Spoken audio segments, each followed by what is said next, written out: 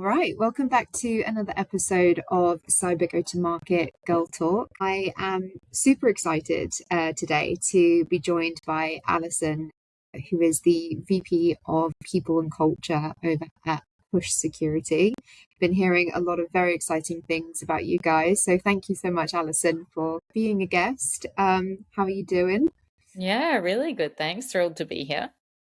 Good, good. Well, excited to have you on. And I know that it feels like this has been a long time kind of coming, and we've got some questions that we're going to go through. But let's get straight into things and kick things off. Tell us a little bit about Push Security and also about your role in the business. Yeah, absolutely. So Push is a Series B cybersecurity startup, and essentially what we do is help prevent identity-based attacks in the browser. And if you kind of look over the last decade, cybersecurity has moved from being a network concern to an endpoint concern, and today, with all modern work taking place in the browser, that's really the new attack surface. And companies who are building defensive security need to be where attackers are if they want to have a chance of stopping attacks in their tracks. And that's why Push It, is a browser plugin, browser extension that helps us, see and stop in real time identity attacks. Nice, awesome.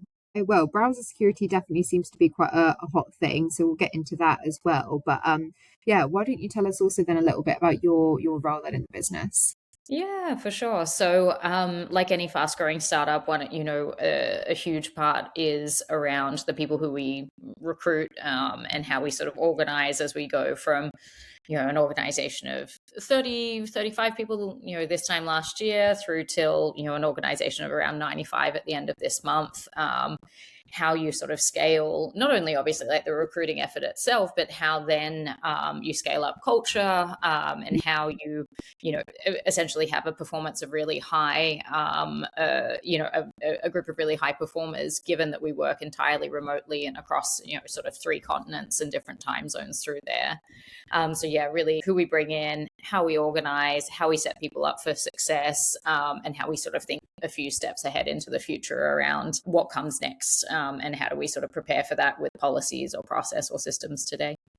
Nice. Okay. Well, I know that you wear a lot of hats, albeit you've got a good sized team as well, I'm sure, that supports you. But let's dig into some of the questions. Firstly, um how do you guys position yourself then as a company of choice to attract talent in a world that is full of innovation and AI noise? Yeah, I think, it's really interesting because I think for as long as I've, been in the tech industry, which is sort of over a decade now, the sort of war for talent has been the theme, which is how do you stand out? How do you attract the right people? How do you, get them to choose you over other companies? And I think the answer to that has gotten easier as I've gotten sort of later in my career and more able to pick and choose which companies I work for. So I often have that lens as well when I'm joining a company, which is, okay, first of all, yes, for myself and my career, does this space make sense? Does the team really get it? Is this the role for me in the setup? But also on the flip side, I've always got an eye on how will I go selling this to candidates, and why would somebody join this company as opposed to another? And, I think what it really comes down to is being really clear in the process about who you are, where you're at, whether that's in product maturity or go to market or penetration and things like that, who you are as a people and a culture, so that people can really do the same job you're doing on the other side of really assessing, is this the right place for me, while we're assessing, are they the right person for us? And I think happily, it obviously helps being well funded by investors who are well known, top tier in the industry. It helps if you have a really great sort of founding story, why this product, why these founders in particular. It certainly helps, if you can really speak to the progress and the momentum that's there. And then I think afterwards, it's really about, as candidates move through a process, do they get more and more excited about your company the more people they meet and the more steps in the interview process they go through? Or does the opposite happen? Do you lose steam? Do you lose momentum? Do people get discouraged? And that's kind of the first place you would look if you're, a people leader or a recruitment leader, is to say, what does that candidate journey look like? And so, yeah, I think you're sort of looking for all those pieces of excitement that lead to candidates saying, yeah, absolutely, I'm all in. Yeah. Yeah, there's definitely a few kind of components there that you pull together that helps you guys position yourself as attractive. And it's interesting because obviously in my role, I'm working with so many different clients that you have the benefits of being able to kind of, pick out some of the good things and pick out some of the things that you can offer advice on. And a few things that you've said there, certainly if you have got a great story around great funding, great investors, great founders, great technology, that stuff is really important. The interview process though itself is super important. Are people enjoying it, and are they excited to meet the next person, or is it losing steam a little bit? It's amazing how communication, or even a lack of communication, can sometimes really like put a dampener on things, or when things take just way too long, longer than they need to be. Obviously it's a two-way street, right? So you need to ensure that you're both assessing each other properly, but these marginal things can make such a difference, especially when it's really competitive right now for good talent. Yeah, no, absolutely. And I think this is the one, at least, on the US sales side, this is one of the more competitive markets I've ever operated in. I feel like there was a moment where that was really, on the engineering side. I remember many years ago being told by a fellow recruiter who'd just moved into sort of startup land from Google, I guess, at the time in London, and basically said if they don't get an offer out within an hour, a written offer out within an hour of a verbal, they would lose candidates on the engineering side. And that always stuck with me when I worked, in organizations that weren't as agile as Push, that weren't as, sort of action oriented. But they'd say, oh, we could probably sit on this. Yeah, it's Friday afternoon in the US. Should we just, it can wait till Monday, I guess, rather than which is often the case in early stage startups across time zones, somebody relogging back on at, after dinner, late in the evening, their time to say, no, I'm going to send that offer out so the candidate has it when they wake up in the morning, or whatever that looks like. So, yeah, I think it is a balancing act, the speed and momentum versus, we have seen the opposite. We've sometimes seen candidates who've gone, oh, wow, like this went so quickly that I kind of do need to take a beat and pause. So you're always kind of balancing that. Or, we'll meet a candidate on a Tuesday, and by Thursday they're saying, hey, I loved you guys, but I had another process that went faster, and we're sort of scratching our heads saying, how is that sort of possible? So you really do see a bit of everything. And I think you'll make yourself crazy if you over engineer everything for perfection. You're still dealing with humans on both sides of things, and it's never going to be perfect. But what you can do is make it, as you said, as informative as possible, as swift and painless as possible, and just to keep things moving. Yeah, something you said there.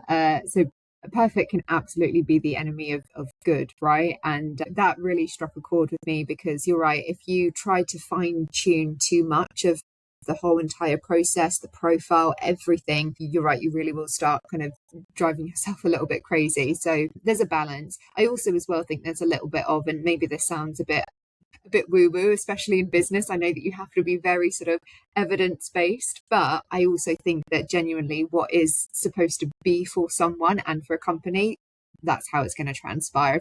If something's not meant to be, it's not going to be. But, I mean, the amount of times where you have that little kind of spidey sense that tingles about a candidate, and you kind of go, I don't think they're going to come, yeah, or, there's something here that we're not getting the full story on. And I could count on one hand the number of times I've been wrong. So there's certainly some instinct in this business, for sure. that, yeah, worth honing.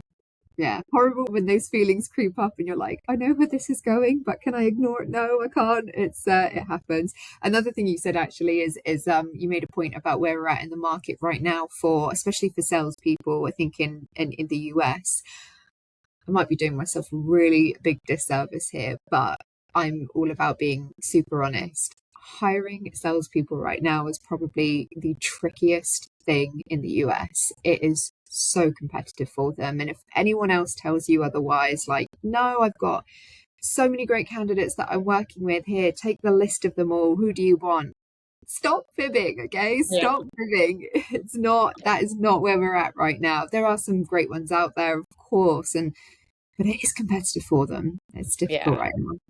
It's so interesting because I think there's always been such hot competition for the top talent. Like that's always been true in an up market, down market, that's always been true. I think what's possibly happening now is you do have a bigger sort of layer of people falling into that bucket of receiving highly competitive offers. And what can be tough, I think, is if it's the first time you are in that situation as a candidate and you don't have necessarily, I guess, a process on your side or the tools or the criteria laid out from the beginning where you kind of say, okay, yep, I'm ready to look for something new.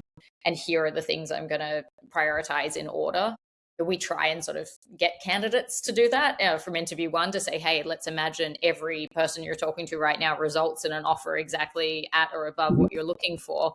How are you going to rank them and based on what? And even from call one, if they've got some criteria that we don't think necessarily aligns with us, I would be the first to say, hey, actually, given all of that, for sure, I've enjoyed this conversation. I'm happy to keep our hat in the ring, but it sounds like you'd be much happier at this later stage company, or you'd be much happier in this industry that's adjacent from what you've told me.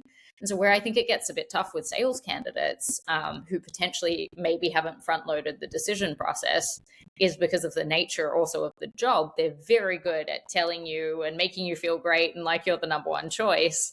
And then you can kind of get that last minute, offer decline or actual counter offer that comes through or things like that. So I think like the learning for me has been even more than before at every stage of the process. You're requalifying, where are they at enthusiasm wise? How are we meeting their criteria? How is maybe their comp expectation changed because somebody came in with a crazy out of market signing bonus, which we've seen, multiple times, so far this year. And so, yeah, I think it's a really interesting time to be hiring salespeople. That's for sure. Yeah, well, it sounds like you take the route of just asking the right direct questions at every point, and that only helps you guys and it helps the candidates as well. And sometimes you unearth things that they probably don't even realize that they've been thinking about, and that's important. But we all feel the pain a little bit right now. Moving on then to the next question. So browser-centric identity security is growing extremely fast. How is Push Security positioning itself strategically against some of its competitors out there?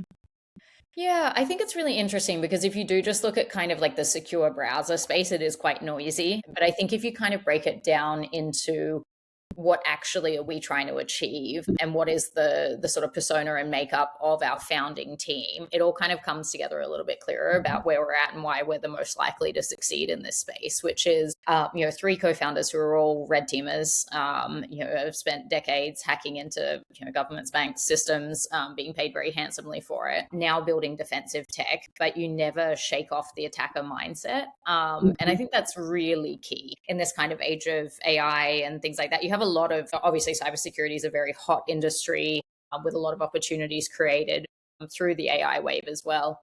You don't have a ton of, co-founders with intense pedigree in the industry. You have attracts a lot of sort of opportunistic, which is great. You can build great businesses different ways, but I think it really matters who builds this tech and what their mindset is.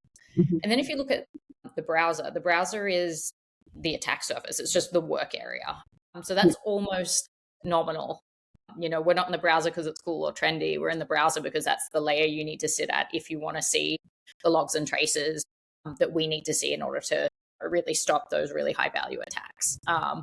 And so I think if you kind of reset that way, what we basically have is the ability to identify and to detect and then stop in their tracks any identity attack that takes place in the browser. And we know that I think it's something like 85% of all identity attacks happen in the browser. And that's to date a huge gap in other tooling that companies have. So they might be really, sort of equipped with, email phishing detection tools. They may have, some really great bot detection pieces on that side, but they've got these massive gaps of things that their tools just can't see that Push can.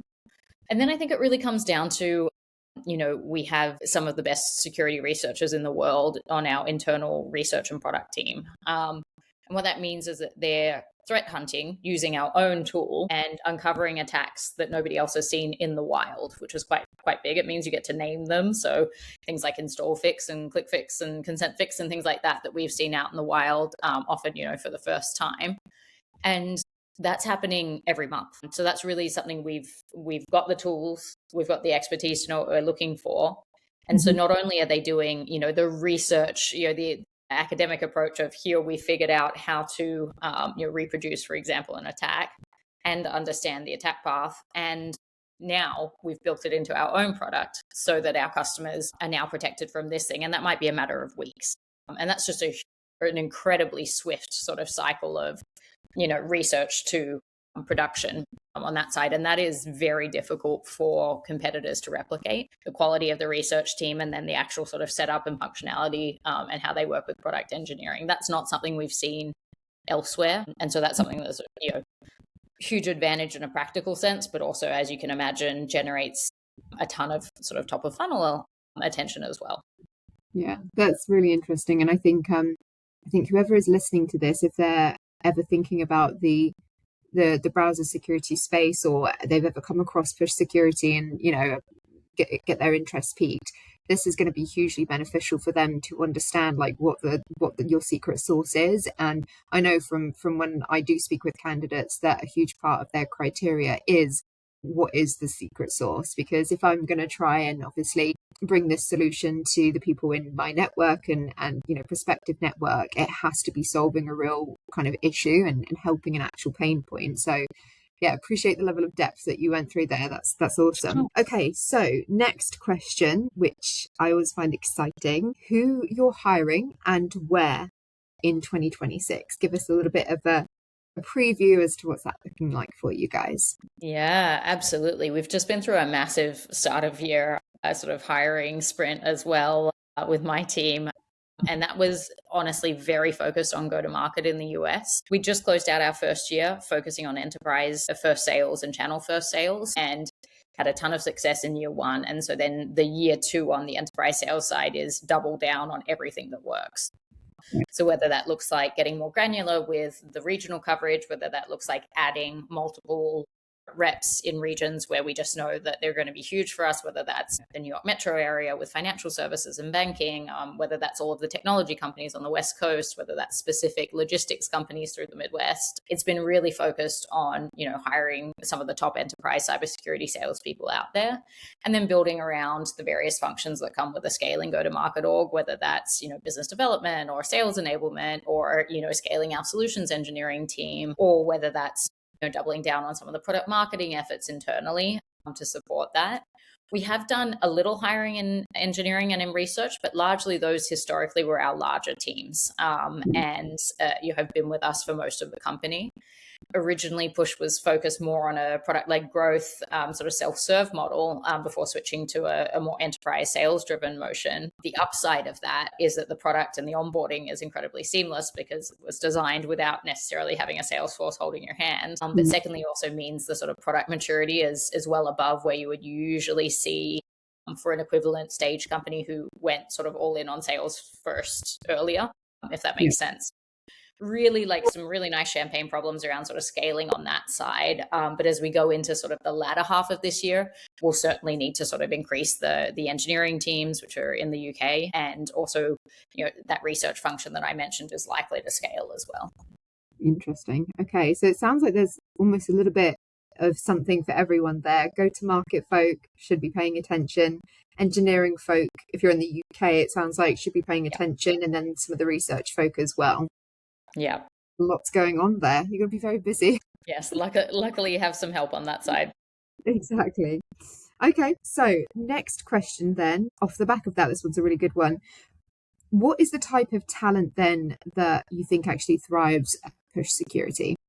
Yeah, absolutely. I think for our phase, this is kind of back of the envelope math, but I'd say like 70 to 80% of the team have worked in cybersecurity before.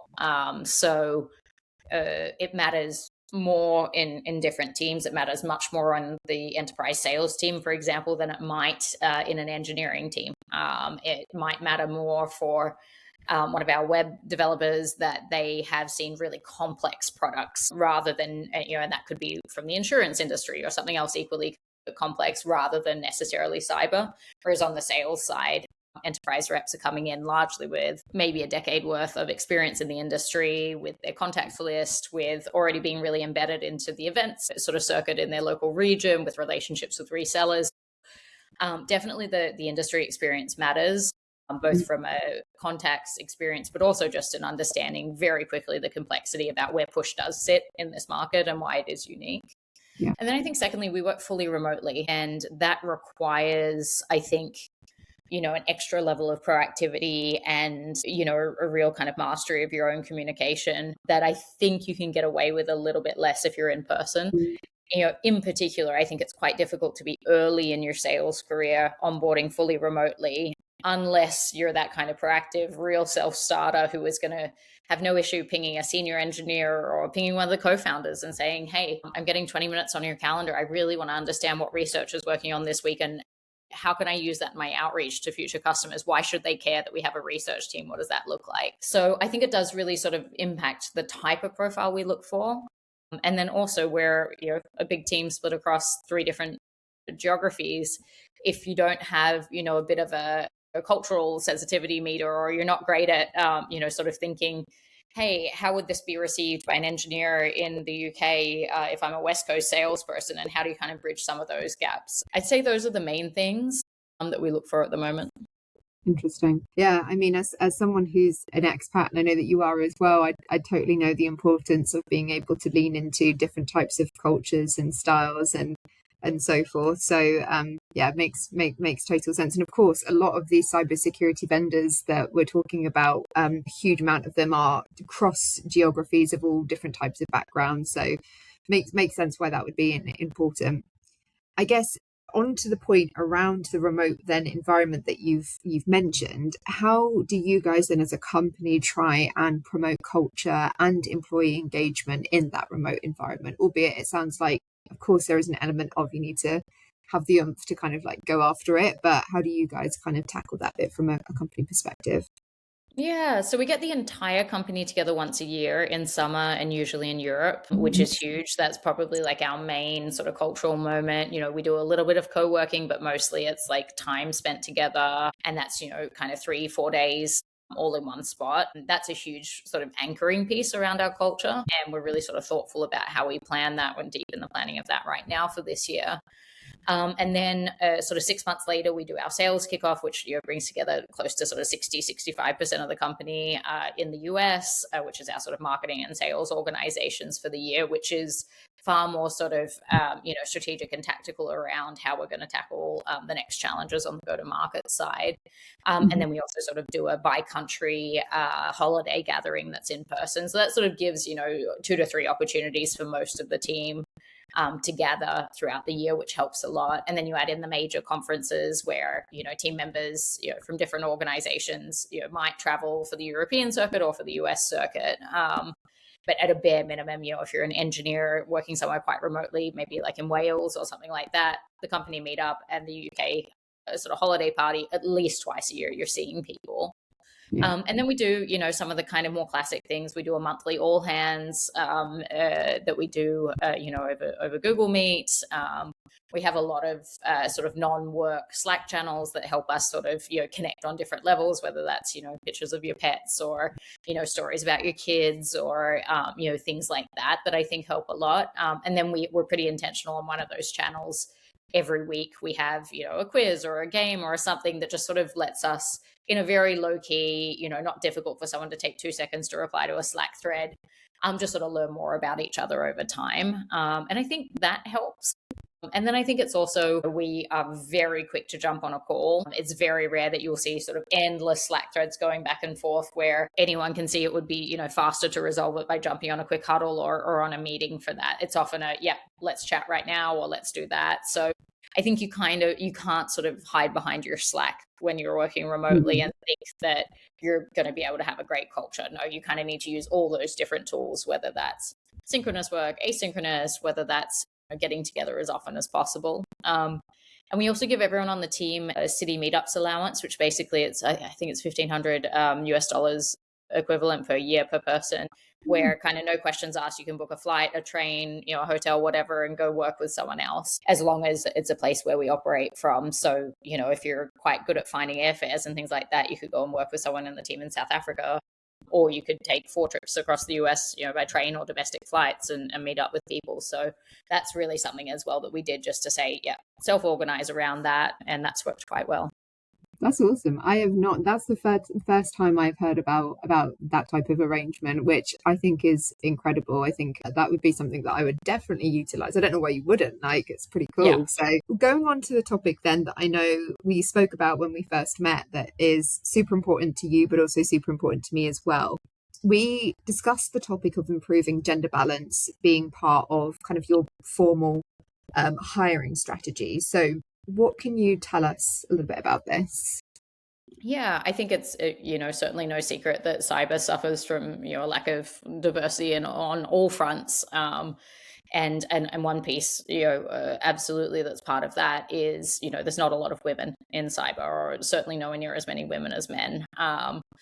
And that's kind of at all levels, on founding teams, on exec teams, in sales teams, like engineering teams and research teams. And it's one of those topics where what you can do is look at the industry average and you can say, oh, we're not doing so bad if we're close to it. Or you can say that's actually a terrible industry average. Is there any way we can do better than that? And I think also, I think we have to learn from the past, and we have to learn from, this is not a new topic for you or I, working in the industry, working in roles where we do have influence over who gets a job and who gets promoted and things like that, but rarely the only decision makers, and sometimes the only female decision makers in those rooms. And this is a topic that has been on my desk and part of my list for well over a decade, and in some other industries before cyber. There are no easy answers, but it certainly starts with leadership teams, particularly not just the HR manager, who is very often a woman, deciding that this is a priority and that this matters, and that we're going to put either some real resources, some real time, or some real effort, or some really uncomfortable conversations behind it. And usually takes all of those to actually get any movement. Yeah. Yeah, it's such an important topic, but you're right. It needs to not just come from one source, which, as you said, is normally the HR function. This needs to be something that everyone thinks is important, recognizes as important, and actually plays a part in driving it forward. And it's not just also something for like a tick box sake. Like, do it because you genuinely actually believe that there is good reason and merit in doing it, and it's the right thing, not just to make it look that way. And it sounds like, I know it's been really important to you as well. With that, I guess, have there been any structural changes that you guys have made in your hiring process, specifically to improve gender diversity off of the back of the business's desire to improve the gender balance? Yeah, absolutely. It's certainly not an easy one. I think the first thing we did was, say out loud that this mattered to us, and say out loud that where we're at is not where we hope we'll always be. And that in and of itself can be a tough starting point, because it opens up a bunch of different uncomfortable conversations and questions like, oh, okay, so what, now we're just going to hire women and not the best qualified candidate, and any version of that we've all heard over the years.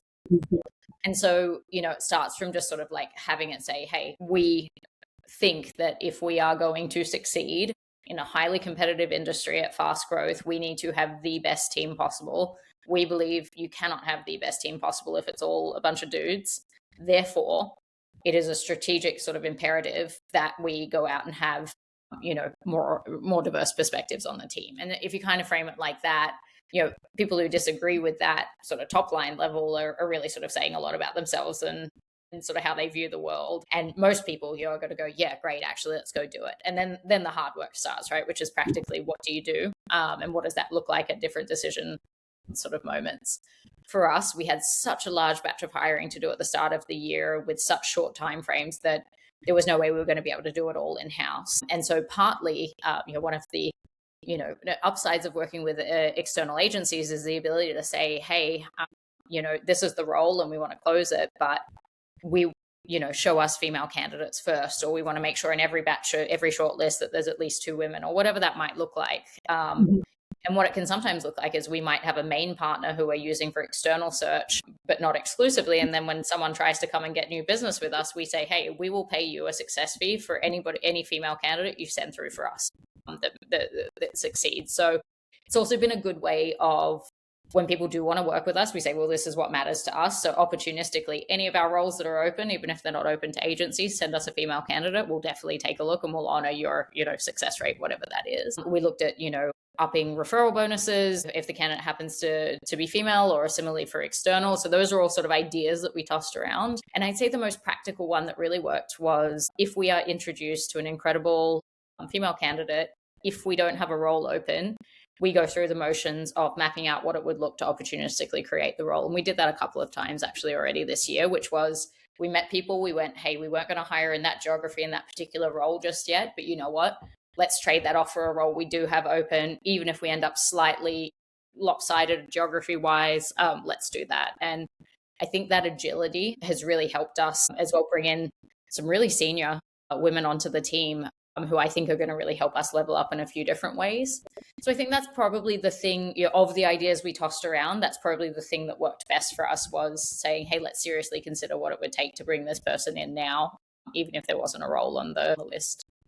I love that. I think that any ability to have agility in creating a role, to be able to ensure that you guys don't pass up on exceptional talent and someone who's going to make an impact and a difference, it is just an absolute game changer. And I appreciate not every company is in a position to be able to do that. But if you are, and you've got the appetite to, then absolutely, I think that can be such a powerful thing.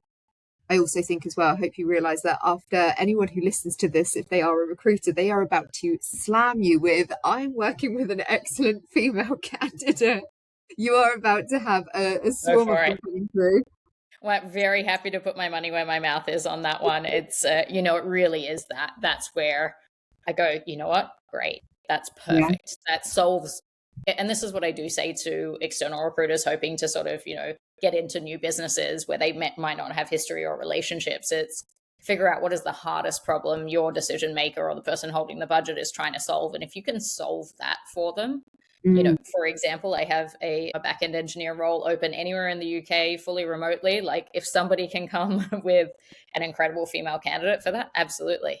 I would be thrilled to be paying that fee almost blindly on that side. So, the way I frame it sometimes to, whether it's internally at Push or whether it's externally to founder friends, is if you could entirely solve the gender balance issue in your company today just by writing a check, like, how big would that check be? And that's a really tough question for most people to answer, right? And it's a very different question to say, what is my budget for diversity, which is, I think these days, the wrong framing for most of those things. What I'm not saying is you could write a check for $200,000 and solve this for a company. You can't. I actually don't know how you would do that, but at the very least, it gives you a mental model for how much do I really care about this, or where do I care about this versus the revenue versus things. And my point is not that you have to care about gender balance above all else. No, you have to have revenue and success for your company to even exist. That's very hard. There's no point hiring a bunch of women and then closing your company down. That serves nobody, at least of all the women who you've just hired. So, exactly. You do have to be pragmatic, but it's good to get an idea for how much do we really care about this, or how much do we think we probably should get around to caring about it one day. And there are, there's obviously a better answer and a worse answer in there, but I'd almost rather companies are really transparent about what they actually care about, because that's how you then end up getting in the right candidates, rather than paying lip service to it and then, not actually getting the value or making that work for you. Exactly. Yeah, no, I agree. Lip service serves no one. Doing something to tick a checkbox serves no one. So makes sense. We're coming on to the last couple of questions here. Are there any exciting plans, or is there any news coming up that you think would be interesting for any prospective candidates that are listening to this right now that you're allowed to share? Yeah, I mean, I think every phase of an early stage startup, like every 3 months, there's something, sort of, so if you're doing your job right, there's some kind of seismic shift, whether it's a revenue sort of milestone, whether it's duplicating the entirety of your backend services into another geography, which is a common kind of expansion piece. I think there are so many opportunities around AI within companies and within companies' products that are really interesting. I think right now, and that will probably change if you ask me, next week, but right now I think I've seen the most interesting things in sort of like internal company operations that have been sped up by AI that are really interesting. So always something going on for sure. And I think with startups, it really is kind of a game of like the healthiest FOMO I know, which is like, it's always like the best time to join a startup is probably 6 months ago. And the next best time is now, just because things move so quickly. Yeah, very true. Okay. And I guess lastly then, is there any tips or advice that you would like to leave candidates with that are looking to lead a successful career in a startup world based on your experience working in one? Yeah, I was just chatting with a colleague this morning where I said, the number one skill in startups is solving problems. And if you can sort of position yourself as somebody who understands the business, product and go to market motion, you understand how we make money, how the product works, and you can understand the very next problems we have to solve, and you can go ahead and solve a few of those.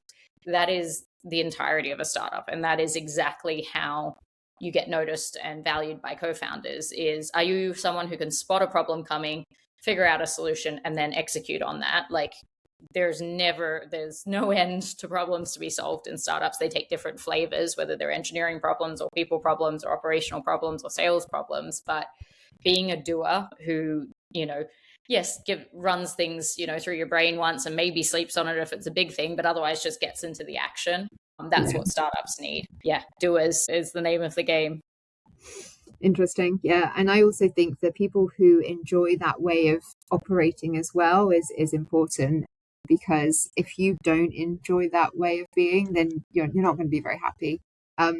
Thank you so much, Alison, for joining and being a guest. I really appreciate the thoughtfulness that you've given to the answers to every single question. It was really insightful. And I think I really love that you are someone that asks quite difficult questions that I think will make someone kind of wriggle in their seat a little bit. But that's what you need, I think, to make an impact. So I really appreciate you sharing that. And yeah, thank you for giving us your time today.